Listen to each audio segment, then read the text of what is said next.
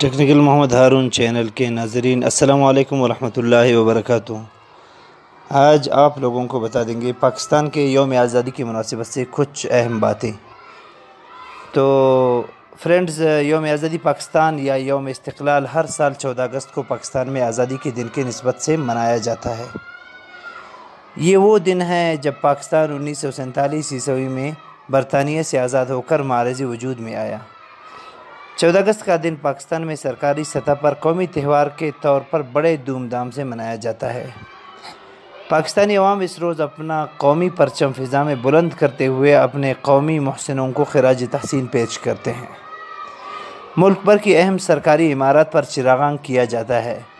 इस्लामाबाद जो पाकिस्तान का दारुल हुकूमत है उसको ख़ास तौर पर सजाया जाता है। उसके मनाजिर किसी जश्न का समा पैदा कर रहे होते हैं और यही एक कौमी हैसियत के हामिल तकरीब में सदर पाकिस्तान और वज़ीर आज़म कौमी परचम बुलंद करते हुए इस बात का अहद करते हैं कि हम इस परचम की तरह जो है इस वतन अज़ीज़ को भी अरूज व तरक्की की बुलंदियों तक पहुँचाएँगे।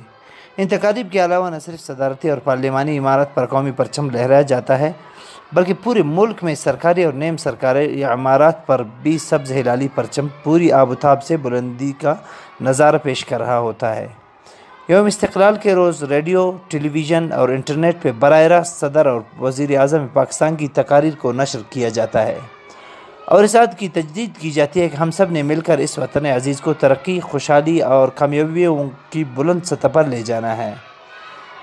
सरकारी तौर पर यौम आज़ादी इंतहाई शानदार तरीके से मनाते हुए आला ओहदेदार अपने हुकूमत की कामयाबियों और बेहतरीन हिकमत अमलियों का तज़किरा करते हुए अपने आवाम से ये याद करते हैं कि हम अपने तन मन धन की बाजी लगाकर भी इस वतन अज़ीज़ को तरक्की की राह पर गमज़न रखेंगे।